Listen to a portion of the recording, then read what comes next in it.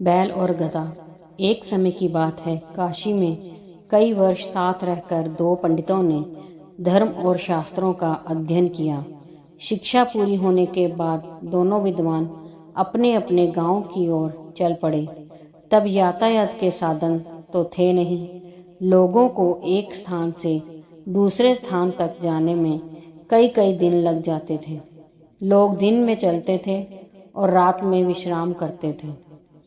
एक बार दोनों नगर के सबसे धनी व्यक्ति के यहाँ ठहरे।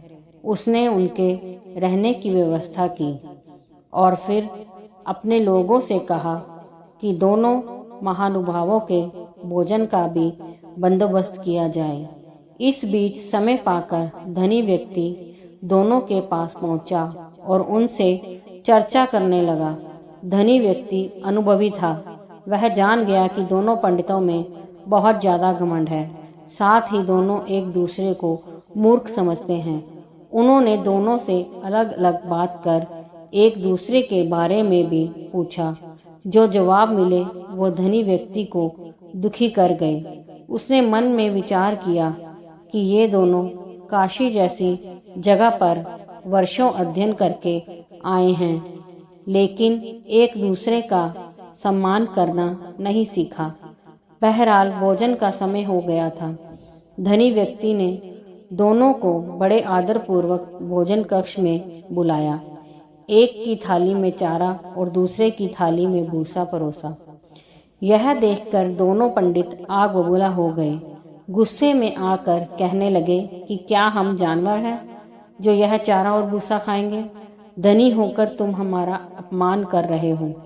यह लक्ष्मी द्वारा सरस्वती का अपमान है। इस पर उन्होंने बड़ी ही शांति से जवाब दिया। एक को थाली में चारा और दूसरे को भूसा परोसा गया है। इसमें मेरा कोई कसूर नहीं है। जब मैंने आप में से एक से दूसरे के बारे में पूछा था तो उसने कहा था कि वह तो बैल है। वहीं दूसरे से पहले के बारे में पूछा था तो उसने कहा था कि वह गधा है। आप दोनों ने ही एक दूसरे को बैल और गधा बताया, तो मैंने उसी हिसाब से चारा और भूसा थाली में परोस दिया। इतना सुनते ही दोनों ज्ञानियों की आंखें खुल चुकी थीं। उन्हें अपनी गलती का एहसास हो गया था। उन्होंने उनसे क्षमा मांगी। एक दूसरे के प्रति ऐसी सोच रखने के लिए खेद भी जताया। सीख: व्यक्ति में कितना भी ज्ञान आ जाए, उसे घमंड नहीं करना चाहिए। साथ ही दूसरों के प्रति बुरे भाव नहीं रखने चाहिए।